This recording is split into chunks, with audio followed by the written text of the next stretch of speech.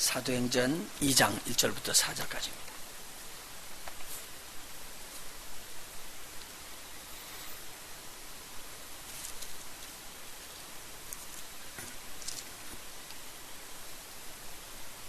한 목소리로 같이 봉독하도록 합니다. 사도행전 2장 1절부터 4절까지입니다. 같이 봉독합니다.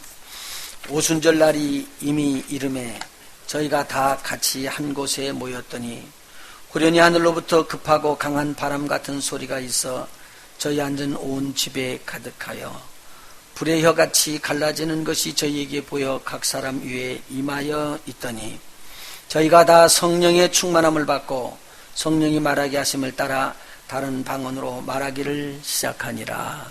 아멘. 오늘 본문의 말씀에 보면 오순절이라는 말이 먼저 나옵니다. 성령이 임하는데 오순절날 임했습니다. 그래서 오늘 설교의 제목을 오순절의 의미를 먼저 알기를 원해서 오순절의 의미라고 잡아봤습니다. 오순절은 이스라엘 백성이 꼭 지켜야 될 하나님께서 명령한 세 가지 절기 중에 하나입니다.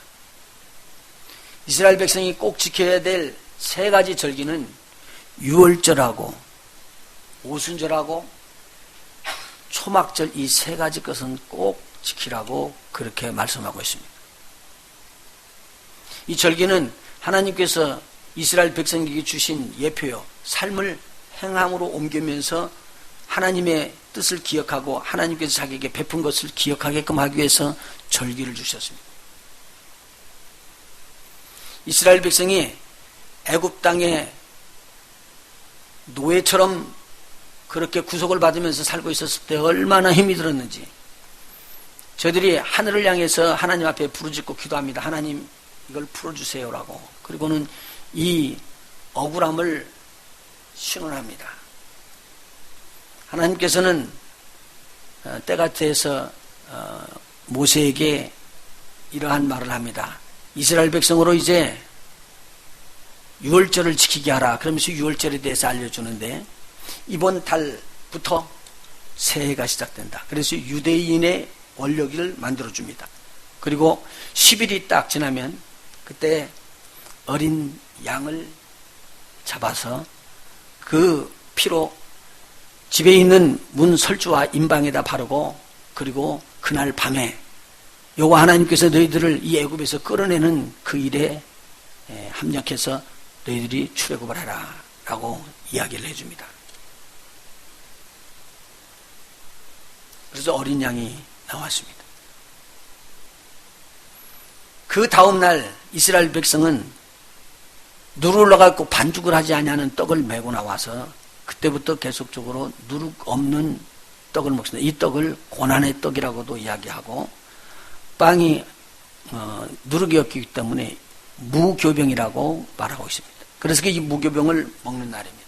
그래서 유월절이 지난 그 다음 날부터 날짜를 세가지고 무교절을 지키게 되어 있습니다.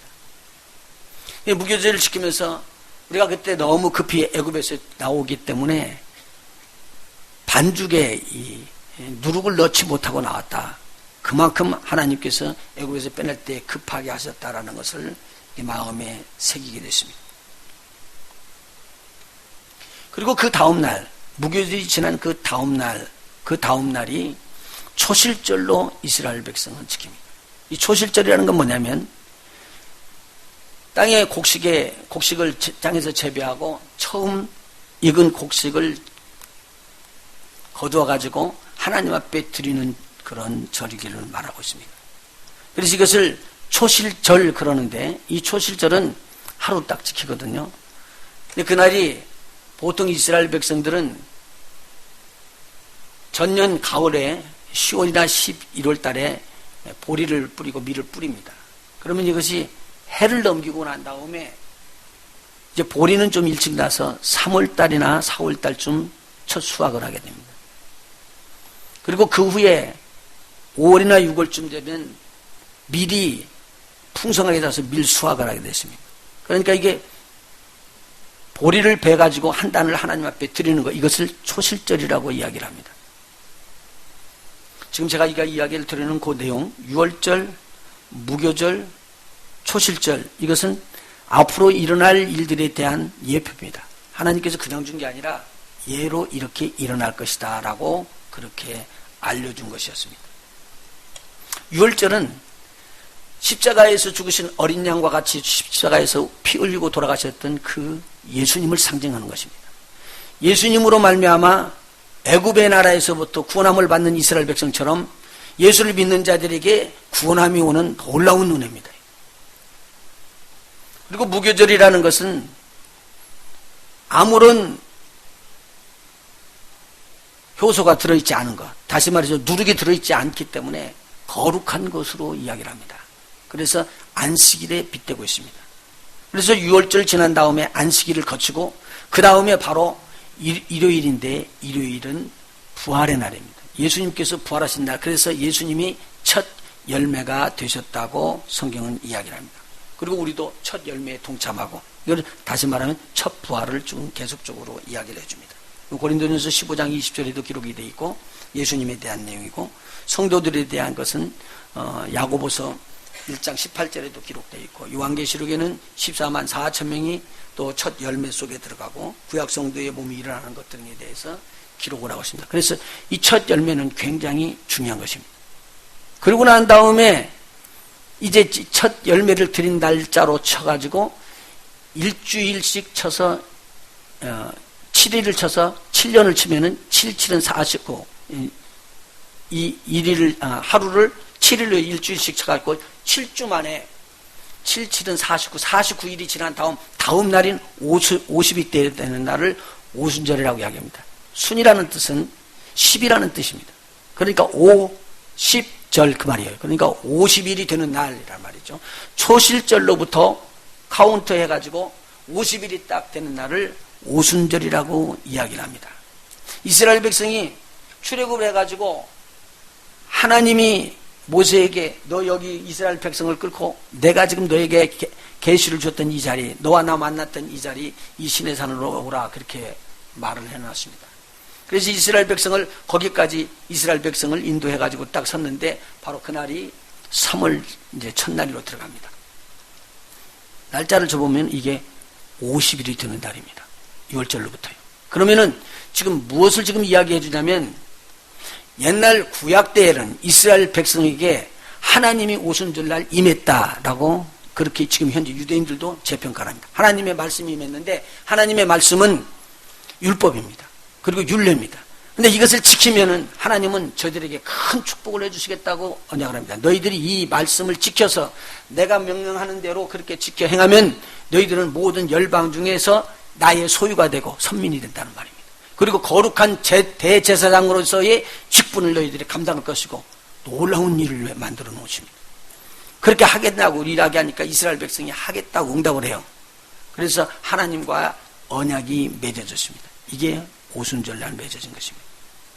그리고 그날 십계명으로부터 이 땅에 살면서 사람들이 살아나가야 되는 율례에 대한 법이 만들어지고, 모세를 통해서 또 하나님 앞에 하나님을 섬길 수 있도록 성막이 준비돼서 성막이 만들어집니다. 굉장한 일이었습니다. 그래서 광야교회가 탄생한 날도 됩니다. 그런데 이스라엘 백성이 이 율법을 지키는데 완벽하게 지키는 자가 없어요. 그리고 우상을 섬기나 다른 것을 섬기면서 그렇게 떨어져 나갑니다. 이것은 큰 문제가 됩니다. 하나님의 말씀에 따라서 너희들이 이 말씀을 지키면 나의 백성이 되고, 너희들이 이 말씀을 지키면 내 이름으로 하나님 앞에 드리는 이 대제사장의 직분을 네가 맡을 것이다. 이야기를 다 해줬는데 범죄를 하고 무너집니다. 그런데 그 법에 보면은 네가 만일 내 부모를 공경하지 않고 살인을 하고 그럼 죽이는 거예요. 그래서 사망이라는 것이 계속 따라오는 거죠. 이게 완전치 못하는 이런 일들이 있었습니다. 그리고 나서 이 일이 폐지됐느냐? 아니요, 폐지되지 않냐고 계속적으로 지켜나오면서 이스라엘 백성에게는 이것을 생명보다 더 귀하게 여긴 거예요. 그래서 그들은 율법을 지키고 하나님의 법을 지키면서 살려고 그렇게 노력을 했습니다. 그래서 예수님도 유월절에 다른 의미를 부과하면서 성만찬을 만드시고 제자들에게 이것을 행하여 나를 기념하라 그러고 자신을 기념하게끔 해주었습니다. 그리고 제자들에게 이야기합니다. 너희는 마음에 근심하지 말라. 하나님을 믿으니 또 나를 믿어라. 그러면서 이 땅에 사는 동안에 근심하지 않도록 이야기합니다. 그런데 이 사람들이 근심에 꽉 차 있는 거예요. 저들에게 이야기를 합니다. 내가 이 죄를 사하고 이 땅에 있는 모든 죄를 다 사하고 분명히 죽는데 내가 너희들에게 안심하라고 하는 것은 내가 여기서 죽고 마는 게 아니라 다시 살아서 너에게로 다시 돌아올 것이다. 그러니 너희들은 전혀 두려워하지 마라. 이 일을 이루기 위해서 내가 하나님 앞에 구해서 이미 약속을 해놨던 아버지께서 보내줄 성령이 너희에게 오실 건데 그름을 보혜사라고 이야기할 것이다. 그 성령이 너희에게 오면은 너희가 이제 내가 너희 안에 있는 것을 알게 될 것이다 라고 말하고 있습니다. 당시 예수님은 육신을 입고 오셨기 때문에 사람들 속에 들어갈 수가 없습니다. 육신이기 때문에. 그런데 예수님께서 뭐라고 약속하냐면요, 그 보혜사 성령이 오면은 내가 너희 안에 그 성령과 함께 거할 거다. 그렇게 이야기를 해줍니다. 그때 성령이 임하면은 모든 사람들이 내가 그 안에 있기 때문에 이제는 내가 버릴 것을 아니고 예수님과 같이 있는 것을 알기 때문에 고아처럼 느껴지지 않을 것이다 라고 이야기를 해줍니다. 그리고 예수님은 정말 죽으셨어요. 십자가에 달려서. 죽으시면서 이 세상의 모든 죄를 다 사하시고 난 다음에 소설절과 같이 그 다음날 일요일날 부활해서 일어나십니다. 제자들이 믿지 않았지만 믿지 않는 제자들에게 다 보이시고 부활하신 예수님이 제자들과 함께 먹기도 하고 그렇게 살아나신 것을 다 증거해서 보여주십니다. 그리고 저들에게 이야기를 합니다. 내가 이제 아버지께로 갔다가 너희에게로 다시 온다 라고 했던 그 말씀을 상기시키시면서 아버지의 약속하신 보혜사 성령이 틀림없이 이곳에 임하니까 이 예루살렘을 떠나지 말라. 그리고 여기서 기다리라. 그렇게 당부를 합니다. 순종하는 제자들만 남았습니다. 그 많은 사람들이 다 봤지만 순종하는 제자들. 제가 자꾸 말씀드립니다. 순종하는 제자들. 따라서 하기를 원하고 그렇게 주님의 말씀을 귀하게 여기는 자들에게 주님은 오늘도 역사합니다. 그 순종하는 제자들이 성령을 기다리면서 주님의 말씀에 그대로 따라 순종할 때 성령이 임해버렸습니다. 그러고 난 다음에 저들이 변화가 되는데 이제는 광야 교회처럼 되지 않냐고 한 사람 한 사람이 살아있는 하나님의 성령을 모신 성전으로 바꿔져 버립니다. 그것이 교회입니다. 그래서 오순절날은 구약에서는 하나님의 말씀을 받아 선민을 책정하는 날이고 이 신약에서는 우리 주 예수 그리스도의 모든 공로를 인정해주는 하나님의 성령이 임함으로 말미암아 우리 속에 하나님의 교회가 탄생하게끔 만들어주는 귀중한 일을 이룬 것입니다. 그래서 오순절 강림, 성령 강림 이 뜻은 교회의 탄생 그렇게 나갑니다. 그런데 지금 우리가 교회에 대해서 잘 모르고 있는데 이게 교회당이 보통 우리는 교회인 줄 알고 무슨 교회라고 이름을 붙이면 그 교회를 이름하고 있는데 그 교회를 말하는 게 아니라 저와 여러분 각자 한 사람 한 사람들을 이야기를 하고 있습니다. 만일 우리가 예수 그리스도를 영접하는 그분들이 다 교회가 되는 것입니다. 이 교회가 되는 사람들이 누구하고 이렇게 연결되어 있냐면 다른 옆에 있는 교회들과 연결이 되어 있어요. 그리고 어디에 붙어 있냐면 머리에 붙어 있습니다. 머리는 예수 그리스도십니다. 예수 그리스도에게 붙어 있는 모든 교회가 다 하나인 몸입니다. 그래서 이것을 교회라고 이야기를 하는 거예요. 우리 오늘 교회에 대한 것을 아주 잘 이해해야 됩니다. 예수님께서 이 땅에서 우리를 위해서 돌아가시고 성령이 딱 부어지자마자 이 교회가 탄생한 거예요. 이것은 어느 신학자든지 동일하게 이야기합니다. 자, 그러면 오순절날 성령이 임하셨던 그 내용을 예수님께서 이야기할 때, 자, 나중에 보혜사 성령이 너희에게 임하면 영원토록 너희와 함께 할 것이다. 어떤 믿는 자들의 변화가 일어나는가에 대해서 요한복음 14장 16절부터 자세하게 기록되어 있습니다. 자, 한번 찾아보시죠. 요한복음 14장 16절입니다. 요한복음 14장입니다.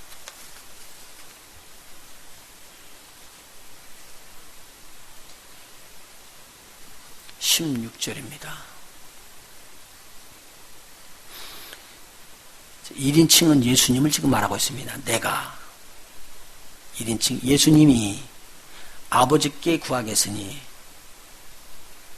그가 하나님 아버지께서 또 다른 보혜사를 너희에게 제자들에게 너희에게 주사 영원토록 너희와 함께 있게 하시리니 너희는 제자들입니다. 제자들과 함께 있게 할 것이니 17절 보혜사 성령 진리의 영이라 세상은 능히 저를 받지 못하나니 세상은 믿지 않는 자들을 말하고 있습니다.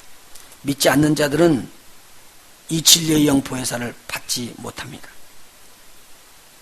이런 것은 보혜사 성령을 보지도 못하고 알지도 못함이기 때문이다. 그러나 너희는 제자들은 보혜사 성령 저를 아나니 저는 너희와 함께 거하시며 또 너희 속에 계시겠음이니라.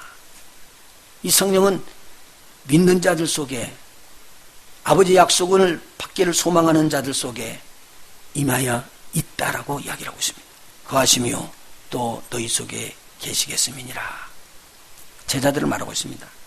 근데 이 제자들이 이렇게 될 때 어떠한 기쁨이 오느냐? 18절 내가 또 1인칭 예수님을 말했습니다. 예수님께서 너희를 제자들을 고와 같이 버려두지 아니하고 너희에게 제자들에게로 올 것이니라.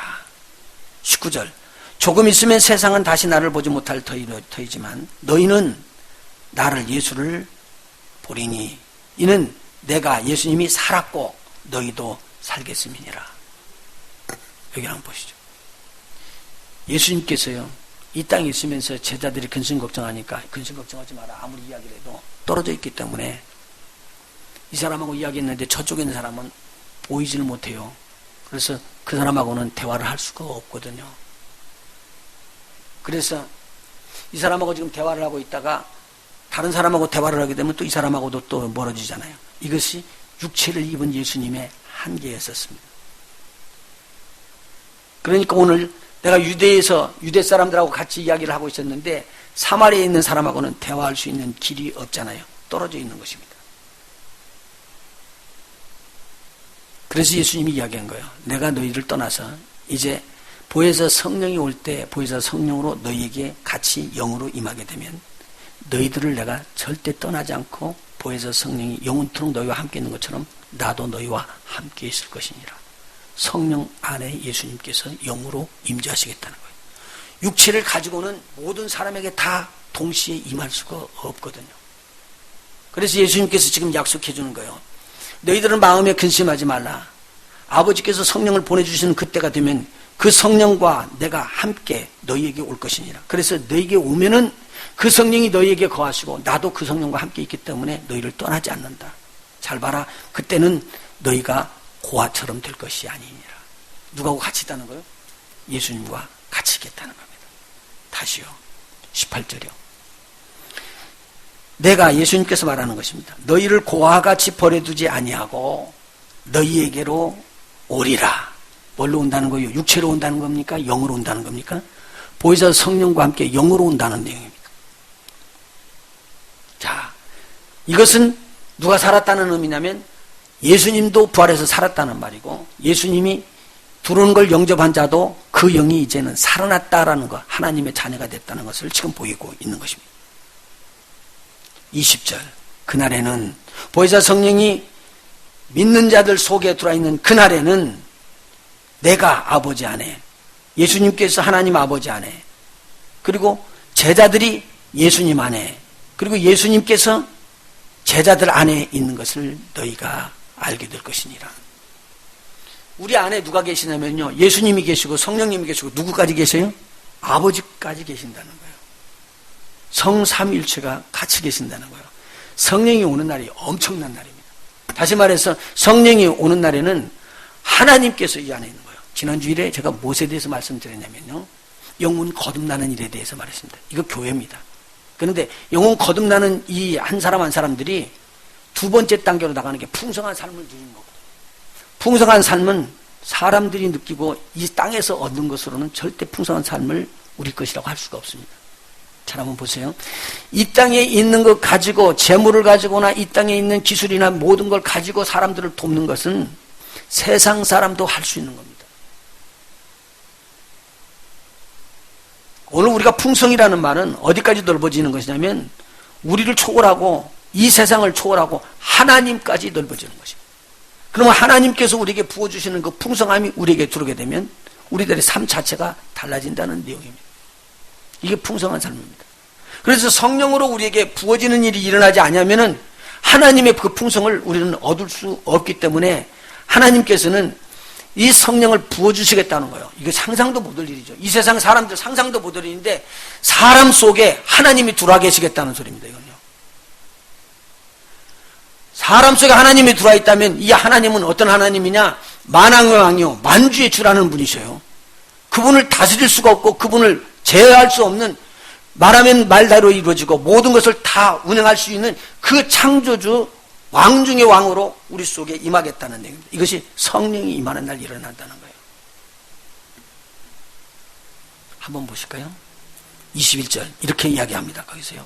나의 계명을 가지고 지키는 자라야 나를 사랑하는 자니 나를 사랑하는 자는 내 아버지께 사랑을 받을 것이요 나도 그를 사랑하여 그에게 나를 나타내리라. 예수님께서 나타내는 자는요 예수님의 말을 듣고 순종하는 자들입니다. 순종하지 아니하면 안 됩니다. 그래서 순종하는 자에게 나타낸다고 그렇게 이야기했습니다. 22절 가룟이 아닌 유다가 가로되 주여 어찌하여 자기를 우리에게 나타내시고 세상에게는 아니하시려나이까. 예수님께서 대답하여 가라사대 이렇게 대답합니다. 사람이 나를 사랑하면 내 말을 지키리니 내 아버지께서 저를 사랑하실 것이요 우리가 저에게 와서 거처를 저와 함께 하리라. 여러분 성령 받고요 성령이 나타나게 하는 일은요 뭘 해야 된다고요? 예수님을 사랑해서 예수님이 말하는 거 그대로 지키는 거예요. 그러면 뭐가 임한다는 거죠? 성령이 임한대요. 제자들 중에 120명이 예수님의 말에 절대적으로 순종했습니다. 그리고 저들이 모여 앉아서 마가 다락방에 앉아서 하나님 앞에 기도했습니다. 그랬더니 성령이 저들에게 임했습니다. 머리 위에는 불이 갈라지는 혀처럼 돼 있는 것들이 하나씩 다 얹혀져 있지만 거기에 바람 막 불고 그 강한 바람 소리 같은 소리와 함께 성령이 임하는데 임하는 순간에 저들에게 변화가 일어나 버렸습니다. 제가 지금 말씀드린다고 성령을 받을 때 변화가 일어나는데 뭐 불도 보여야지 되고 뭐 이야기 그렇게 생각하지 마세요. 하나님의 성령이 불로 보일 수도 있고 보이지 않을 수도 있습니다. 여러분의 눈에 천사들이 계속 보이게 되면 큰일 나요. 힘들어서 못 살아요. 그런데 가끔씩 보이는 건 그건 괜찮은 거예요. 은혜 안에 거하고. 그러면서 우리에게 이 하나님께서 주시는 은혜를 이 성령의 은사로 확 바꿔줘 버렸습니다. 사람들이. 그날 처음으로 그분들이 계속적으로 기도하고 있는데 50일이 딱 되는 날이라. 50일이 되는 날 오순절날 성령이 강력하게 임해서 저들의 온 몸에 임해버렸습니다. 여러분 보십시오. 조금 전까지 제가 말씀드린 것은 오순절날 하나님의 말씀이 들어와도 말씀을 받고 성막을 이렇게 지으라고 그러면 성막을 지어도 이것이 사람들 마음 속에 들어가 있는 건 아니거든요. 누구에게 서 있어요? 사람들이 있는 바깥 아웃사이드 바깥에 성막을 쳐놓고 이 성막을 중심으로 진을 치면서 이스라엘 백성이 살게 돼 있었습니다. 밖에 있었다고 말입니다. 그런데 오늘 주님께서는 이 보혜사 성령이 부어짐과 동시에 우리 속에 속 안에 거하시겠다고 말하고 계십니다. 이건 틀림없이 우리가 해야 될 일입니다. 그래서 그때부터는 바꿔져 버렸습니다. 조금 전까지는 내가 육신을 가지고 먹고 마시고 살고 있었던 똑같은 세상 사람과 같은 사람인 것 같았는데 이제 성령이 다 임해버리니까 똑같은 사람인데 저 사람에게는 하나님의 영이 없어요. 그런데 믿는 자들 속에는 하나님의 영, 성령이 계시는 거예요. 성령이 계시는 그곳에는 누구도 계시냐면 예수님도 계시고 하나님 아버지도 계신다는 소리입니다. 그러면 이 몸이 걸어다니는 순간에 하나님과 같이 걸어다니는 거예요. 이 몸이 하나님과 함께 있다는 것이죠. 엄청난 선포입니다. 이것은요 구약 성도들은 상상도 못할 일이었어요. 지금도 순종하는 자들에게는 성령이 임하십니다. 믿으십시오. 그래서 성령 강림주일 되면은 미리미리 40일 금식 기도하는 사람들이 있고 어떤 사람들은 고천주일에 금식하는 사람도 있고 또 금요일날 성금요일날 금식하는 사람도 있고 이 성령 받기 위해서 이 성령 강림주의를 또 지나 오순절이 지나고 나면 또 기도하는 사람도 있고 그래서 성령 받기를 사모하고 간절히 바라는 것입니다. 오늘 꼭 기억해야 될 것은요.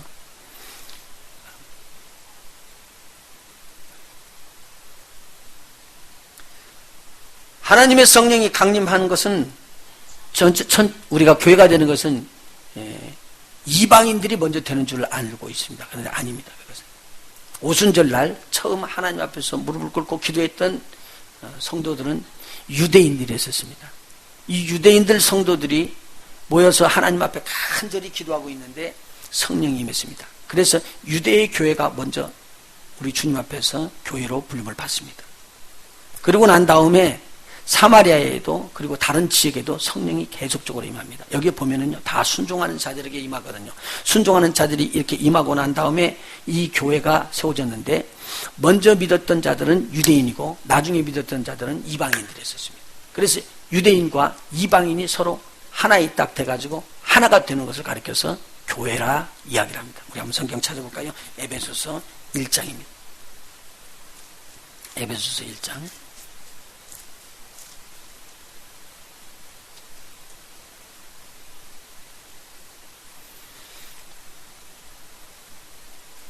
에베소서 1장입니다.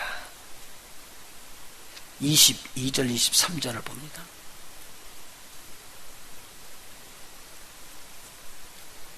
또 만물을 그 발 아래 복종케 하시고 그를 만물 위의 교회의 머리로 주셨느니라.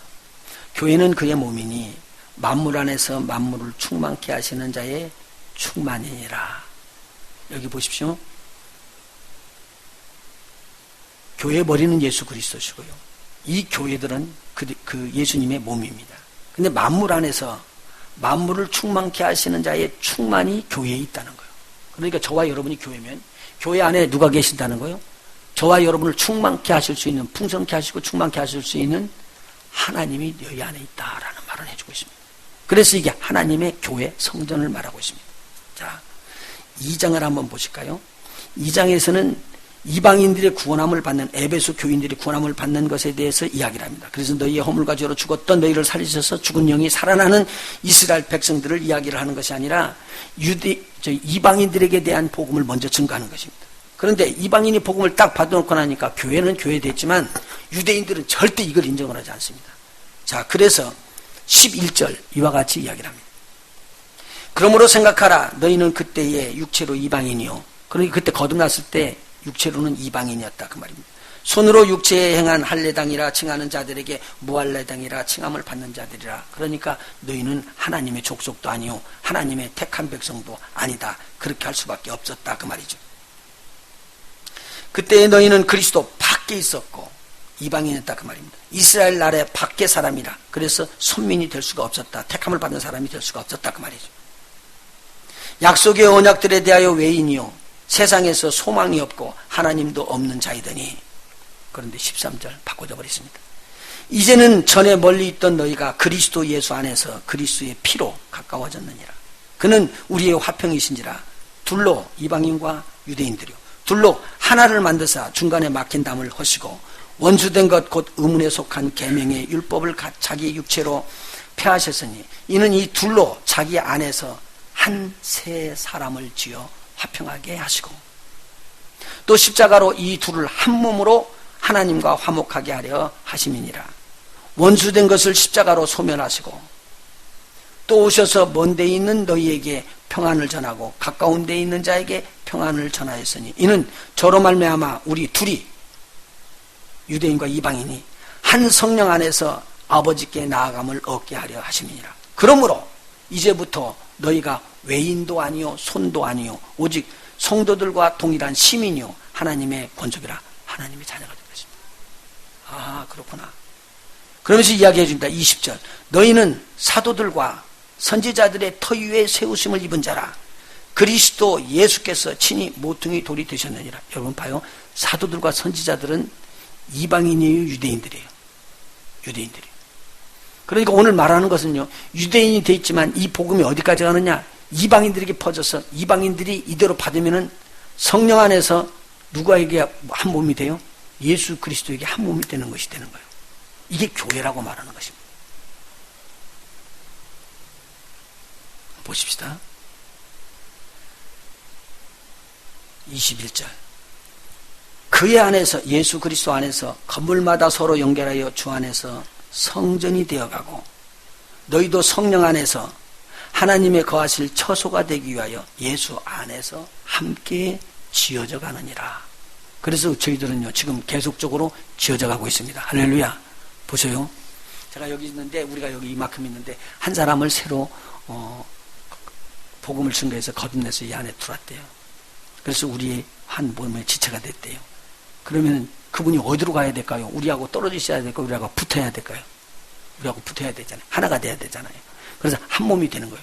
그래서 지금 교회는 가만히 있는 거예요? 계속적으로 공사 중이고 늘어나는 거예요? 공사 중이고 늘어나는 거예요.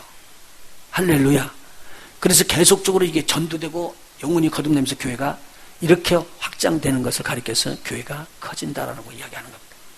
사람들을 불러 모으는 게 아니라 영혼 거듭내는 거고, 거듭난 영혼들이 성령 안에서 하나에 대해서 한 몸을 이뤄나가는 것을 이야기해 주고 있습니다. 이게 교회거든요. 자, 제가 지금 말씀드렸습니다. 이렇게 교회가 예루살렘 성에 떨어졌죠. 120명이 먼저 복음 받고 저들이 나가서 복음을 증거하기 시작하니까 이스라엘 백성이 회개하고 통곡하면서 주님 앞에 돌아왔습니다. 여러분 보세요. 이스라엘 백성이 돌아왔다는 말은 유대인이 돌아왔다는 말이에요. 5,000명이 회개했습니다. 그리고 그들이 몸이 지체가 됐습니다. 그리고 또 3,000명이 회개했습니다. 그러면 이스라엘 백성이 주님 앞에 돌아오는 것입니다. 유대인의 구원입니다. 그런데 이렇게 구원을 이루는 유대인들이 있는가 하면은 예수 그리스도의 일, 애당초부터 거역하는 사람들이 있습니다. 예수님을 받지 않은 거예요. 리적한 거죠. 받지 않고. 그런 사람들이 있기 때문에 이제 이 복음이 이스라엘 유대의 백성들에게 효과가 있어요. 이 사람들을 통해서 다른 데다 증거되기가 어렵게 되었어요. 그래가지고 이 복음이 어디로 빠져나가냐면 다른 데로 빠져나가요. 그래서 유대인들이 아닌 이방인들에게로 흘러들어갑니다. 그래서 예수님께서도 이야기하고 바울사도도 이야기해서 이 이야기를 하나님께서 가지고 있는 비밀이라고 이야기했습니다. 이스라엘 백성들 외에는 구원함을 받을 수 있는 길이 전혀 없었는데 이방인의 숫자가 채워질 때까지 하나님께서 이 교회를 세우겠다고 작정을 딱 하십니다. 아무도 모르는 이야기죠. 근데 예수님께서 이야기를 하셔요. 이방인의 숫자가 채워질 때까지 이 일이 일어난다는 거예요. 우리 한번 찾아볼까요? 마태복음 24장.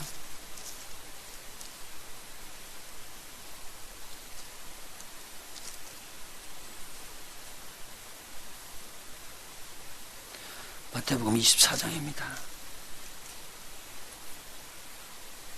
14절 한번 볼까요?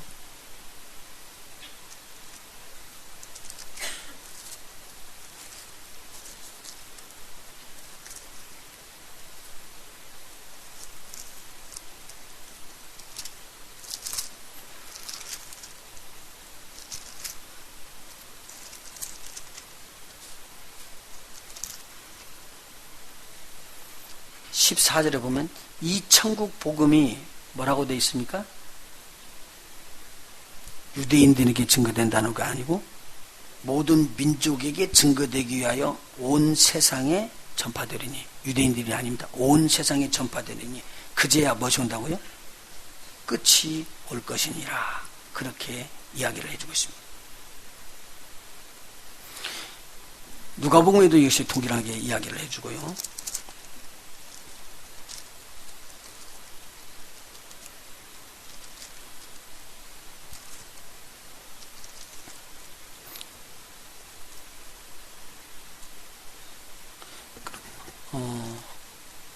로마서 14장을 한번 보십시오. 로마서 11장이요. 11장.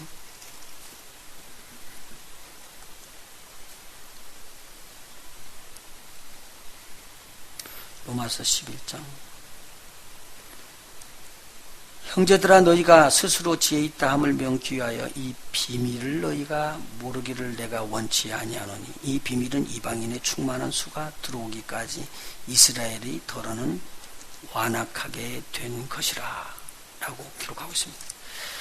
누가복음 한번 찾아보세요. 21절. 21절에 24절 한번 보십니다. 21장 누가복음 21장 24절 예수님이 말씀하신 것입니다. 저희가 칼날의 죽임을 당하며 모든 이방에 사로잡혀 가겠고 예루살렘은 이방인의 때가 차기까지 이방인들에게 밟히리라 라고 말하고 있습니다. 이거 예수님께서 특별하게 이야기를 해줬던 내용들이고요. 바울 사도가 특별하게 이 비밀을 깨달아서 이야기를 해줬습니다. 여기를 한번 보시죠. 그러면요, 지금 하나님께서 이 성령을 부어주셔서 유대인들에게 복음을 증거해서 이렇게 퍼져나가는 그 동시에 이방인들에게 복음이 증거돼서 이제 이방인과 유대인들이 하나가 딱 돼서 교회를 만들어 나갔습니다. 그리고 이방인의 숫자가 지금도 계속적으로 차나기 위해서 이 숫자가 찰 때까지 누가 기다리냐면요, 하나님이 기다리고 계십니다. 우리 주님이 기다리고 있습니다. 만일의 경우에 이것이 숫자가 딱 찾으면은 이제는 누구에게 구원이 와야 되냐면 이방인이 아니라 유대인들의 마음 강팍한 자들이 돌이켜서 회개하고 들어와야 됩니다. 회개해서 들어와야 됩니다. 근데 그 일들이 일어나는 거예요. 그러니까요, 이방인의 숫자가 찾을 때까지 복음이 계속되는 게 지금도 복음이 들어가고 또 지금도 복음이 이방인들이 들어갈 때까지 합니다. 하나님께서 보실 때 숫자가 찼다라고 이야기하면 바로 우리 하나님께서는 이방인들의 구원에서부터 유대인들의 구원으로 바꿔지게 되어 있습니다. 유대인들의 구원으로 바꿔지겠습니다. 이것이 지금 뭐냐면 이방인의 끝까지 딱 찼을 때는 종말을 이야기를 하잖아요. 지금요. 인생이 사람들이 다스리는 마지막을 지금 이야기를 하고 있잖아요. 그때까지 딱 온다는 거예요. 그리고 나면 이 종말 마지막 때 환란이 들어오는 큰 환란이 들어오는 때는 이방인들에 대한 그 구원함이 아니고 유대인들에 대한 구원을 시작하기 위해서 환란 속으로 이스라엘 백성이 들어가게 되죠. 그래서 이 환란에 딱 들어감과 동시에 하나님의 마음을 완악하게 해서 했던 사람들이 풀어진 사람들이 하나님 말씀에 절대적으로 복종하는 유대인들이 되면 유대인들이 한번 믿기 시작하면 절대적으로 믿잖아요. 그러니까 그들에게 그때부터는 하나님의 인을 쳐줍니다. 이것은 천사들이 와서 치는 인인데 성령의 인하고는 조금 다른 내용이지만 하나님께서 인쳐준 이 인을 받은 자들은 환란 속에서 하나님의 절대적인 보호를 받으면서 복음을 증가합니다. 여러분 꼭 기억하십시오. 유대인들은요, 우리들이 하는 것보다도 절기지 뭐니 해갖고 하나님 섬기는 거, 하나님에 대한 것은요, 법이 있어서 너무 잘 알아요. 우리가 가서 그 사람들을 가르칠 수가 없어요. 그런데 그들은요, 나중에 하나님의 법대로 그렇게 사는 것을 아주 그냥 굉장히 귀하게 몸에 배어있던 그 사람들이라 다른 사람이 복음을 증거하는 게 아니라 유대인들이 유대인들에게 복음을 증거해야지만 이게 맞아 들어가게 되는 거예요. 왜냐면 우리가 가서 이야기를 하는데 뭐 절기를 우리가 이야기하다 우리 실수를 많이 하잖아요. 많이 실수하죠. 우리가 모르니까.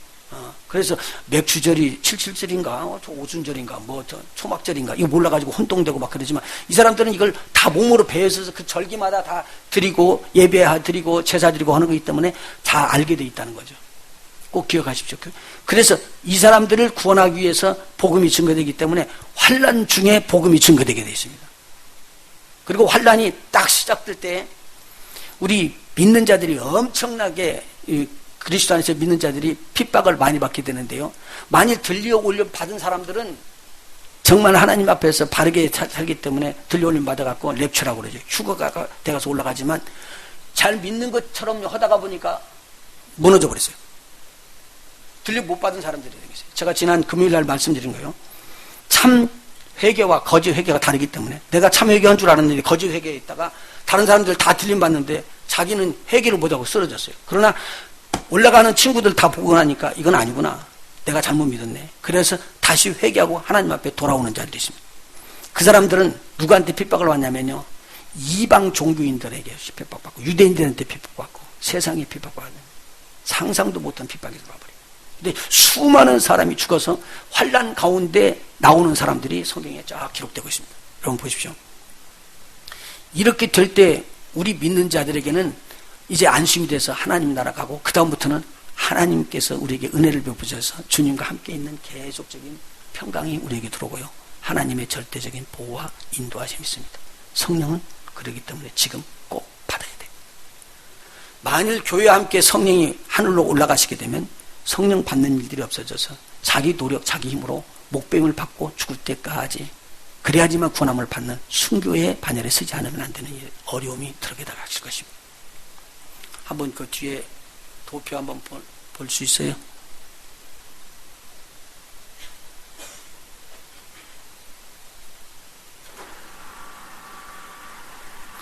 자, 우리가 하나님 앞에서 하나님의 풍성한 것으로 오는데 이것은 지금부터 약 한 130년 전에 3, 40년 전에 목사님이 깨달았던 거예요. 깨달았던 건데 이거 깨달으면서 교회가 이렇게 중요한 것인가. 그런데 지금 우리가 지금 오기 전에도 이 복음이 굉장히 오래전에 많은 주의종들을 통해서 이렇게 알고 있었던 내용입니다. 그런데 그때요, 여기 예수 그리스도께서 십자가에 달려서 죽으셨을 때 이것 때문에 예수님께서 이 땅에 오셨었죠. 그런데 여기에서 부활하시고 올라가십니다. 올라가시면서 뭐라고 그러냐면요, 내가 하나님 앞에 가면은 하나님 앞에 약속했던 보혜사 성령을 받아서 너에게 보내줄 것이다. 그렇게 이야기하는 장면입니다. 그게 여기 내려오는 거예요. 보혜사 성령이 임하고 난 다음부터 바로 교회가 시작됩니다. 이때가 교회가 시작되고 이때부터 이방인이 전도됩니다. 이방인의 복음 전도. 여기 이 기간을 2000년 가까이로 보고 있습니다.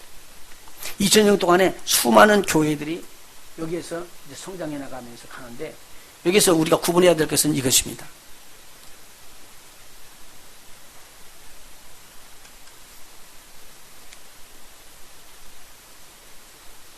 여기에요, 캐톨릭 처치라는 캐톨릭 처치가 다 구원받는 거 아닙니다.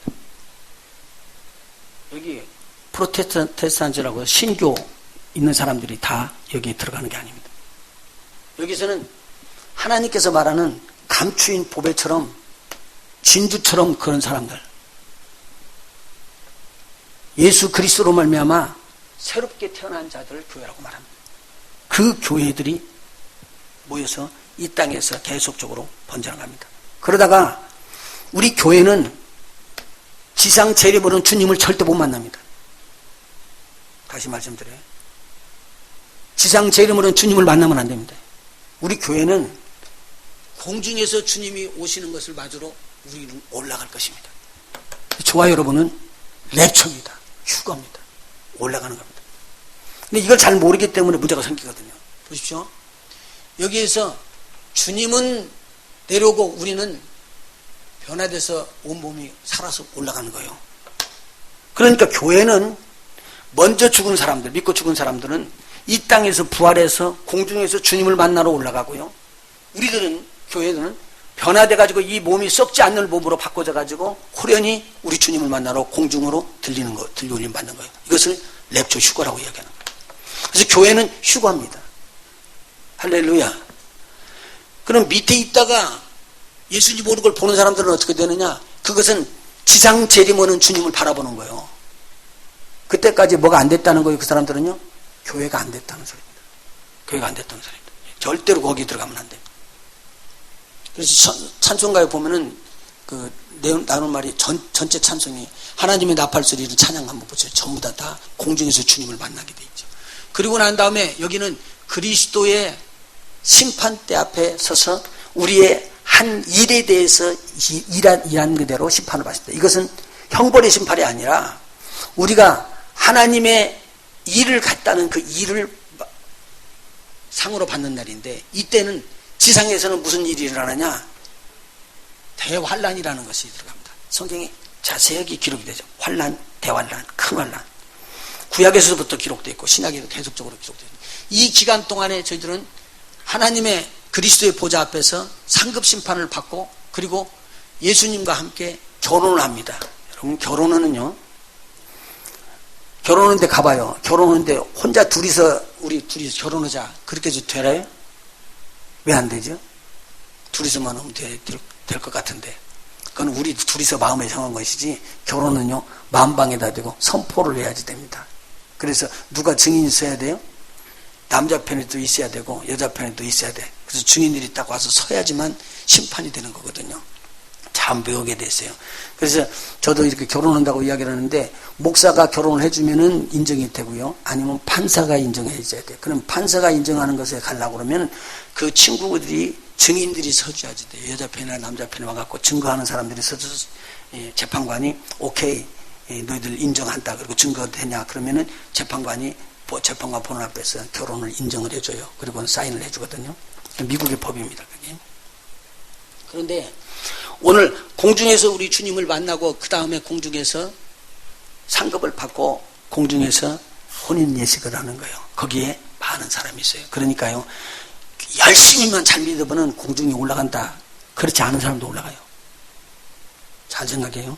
올라가는 사람들이 있어요. 그 올라가는 사람들이 신부는 아닐 수도 있어요. 뭐 또 있다고요? 그 청함을 받은 자라고 성경은 기록하고 있습니다. 그런 사람들도 나와요. 그리고 난 다음에 이 참 교회는 우리 주님과 함께 이 땅에 임해가지고 이 땅을 치리하는 일을 합니다. 이때가 천년 왕국이 시작되는 것입니다. 이 천년 왕국은 추수감사절이고 수장절이고 초막절을 상징하는 거예요. 이때 보면요. 그래서 천년 동안 이때 교회는 예수님과 함께 다스리는 그러한 축복을 받게 되어 있습니다. 그건 영의 몸을 가지고 들어가는 것이죠. 이 환란을 통과하고 들어오는 사람들 중에서 많은 사람들이 육신을 가지고 들어오는 자가 있습니다. 영으로 새롭게 변화돼서 들어오는 유대인들도 있지만 육으로 이것을 통과하고 넘어오는 유대인들도 있습니다. 그리고 이방인들도 있습니다. 그들이 이 땅에서 엄청나게 번성하고 육으로 번성한 사람들이 끝나는 그때쯤 되면은 이 땅이 새롭게 되는 일들이 일어날 것입니다. 불로 새롭게 된다고 했잖아요. 그때 교회는 또 하늘로 올라갔다가 마지막에 하늘에서부터 내려오는 큰 하나님의 교회 예루살렘 성으로 어디 임적하느냐? 새 땅에 임하게 됩니다. 이것이 마지막 8,000년까지 일어난다는 소리입니다. 우리는 이 중간에 있습니다. 여기 바로 여기 있습니다. 올라갈 때 하나님의 그 큰 것을 여러분 절대 알 수가 없습니다. 주의 종들이라고 다 아는 것 같아요? 절대 모릅니다. 맞지 않고 부분적으로 모르는 일이고 우리가 모르는 일들이 이미 일어났던 일이고 또 앞으로도 우리가 갈 수 없는 그 먼 세대가 이미 앞으로도 있습니다. 여러분들은 절대 그걸 다 알 수가 없습니다. 그래도 우리 하나님께서 성경에서 지금 이 요점을 주어주시는데 중요한 것은 뭐냐면 교회라는 거예요. 이 교회가 성경에서 굉장히 귀하게 여기는데 이 목사님이 알기를 뭐냐면 교회가 이때 탄생해서 이 교회는 분명하게 죽어들 것이다. 그리고 그리스도의 심판대 앞에서 상급을 받는 일에 동참하게 되고 예수님과 함께 혼인한 다음에 이 땅에서 왕권을 누리면서 다스리는 자로 이 땅에 교회가 오고 그리고 이 교회는 마침내는 새 예루살렘으로 그렇게 들어갈 것이다. 여러분 이게 하늘의 소망입니다. 하늘의 풍성한 것입니다. 만일 우리 안에 우리의 머리가 되시던 그리스도가 계시면은 이 그리스도가 하시는 그 일들을 어느 누구도 막을 수가 없습니다. 그분이 왕 중에 왕이기 때문에 우리가 그분을 모르기 때문에 힘이 안 나는 것이지 우리 속에 있는 그분이 어떤 분인가를 알게 되면 우리는 그 예수 그리스도가 어떤 분인가를 아는 것만 갖고도 힘이 납니다. 내가 어떤 사람이란 걸 아는 것만 갖고도 우리가 힘이 나는 것처럼 이런 하나님이 여러분의 축복이 임할 줄로 믿습니다. 유대인들이 복음을 받은 다음에요. 계속적으로 복음을 받을 때 보면은요. 똑같이 계속적으로 이방인들에게도 이렇게 주시는 말씀을 그대로 믿는 자들에게 성령은 부어졌습니다. 성령은 믿고 순종하는 자가 받는 것입니다. 이번 오순절 성령 강림주의를 맞으면서 여러분들 꼭 기억하십시오. 예수 그리스도를 통해서 구원함을 얻었고요. 새로운 하나님의 은총을 입는 걸 참 좋습니다. 그런데 두 번째 단계로 그 교회가 풍성한 삶을 누리도록 나아가야 됩니다. 제가 자꾸 말씀드립니다. 풍성한 삶은 이 땅에서 세상 사람들이 받아 누리는 거 그거 받아가지고 나눠주는 것은요. 세상 사람들도 할 수 있는 것이라니까요. 그런데 그리스도인이 나눠줄 수 있는 거 세상은 줄 수 없는 거 그것이 있습니다. 그게 뭐냐면 하나님의 것입니다. 하나님의 은혜요. 하나님께서 부어주시는 것이요. 이것은 뭘로만 얻을 수 있느냐? 예수 그리스도를 통해서만 얻을 수 있는 믿음으로만 쟁취할 수 있는 것이라는 것이. 그래서 성령으로 충만해지시기를 원해서 항상 깨어서 기도하는 저와 여러분이 되셨으면 좋겠습니다. 왜냐하면 우는 사자처럼 돌아다니고 대적마귀는요 쉬지 않고 돌아다녀요. 혹시 자는 자가 있는가? 혹시 오늘도 범죄하려고 하는 자가 있는가? 막 눈이 벌겋게 돌아다니는데 우리 그리스도인들은 그냥 가만히 있다가 혼인하는 수가 있잖아요. 그래서 너희들은 항상 깨어서 근신하고 기도하라라는 말이에요. 그래서 우리 주님께서 주시는 은혜를 마음속에 깊이 생각하면서 승리하는 저와 여러분이 되시기를 예수 이름으로 축원합니다. 성령 강림주일입니다. 꼭 기억해야 할 것은요. 지금도 성령은 임하신다. 그리고 마지막 때까지 이방인의 복음이 아직까지 우리에게 지금 기회가 맞아 있는 거예요. 여러분들 지금 복음 증거해야 되고요. 때가 되면은 복음이 여러분들 통해서 이제 증거를 못 해요. 안 될 때가 있어요.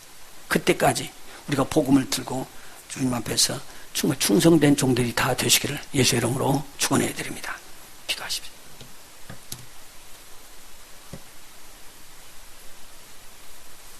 하나님, 성령으로 우리가 풍성한 삶을 누리는 것이 얼마나 귀한 일인지요. 하나님, 우리가 영혼이 거듭나서 하나님의 자녀된 것 좋은 일이고 얼마나 복된 일이니 모릅니다. 그러나 이렇게 복된 일 여기에서만 마치는 것이 아니라 우리의 삶이 우리 하나님 앞에 붙잡혀서 더 풍성한 삶을 얻는 자리로 달려나가기를 원합니다. 주님, 우리하고 함께하여 주시옵소서. 그래서 항상 성령으로 충만해서 내 힘으로 되지 아니하는 것, 우리 하나님의 능력으로 하나님의 은혜 가운데서 풍성한 삶을 누리게 하여 주시옵시고, 그 풍성한 누리는 삶을 주 예수의 이름으로 나누어줄 수 있는 저희들 되게 도와주셔서 저희들을 만나는 모든 자들이 또 풍성한 하나님의 은혜에 거할 수 있게 인도하여 주시옵소서.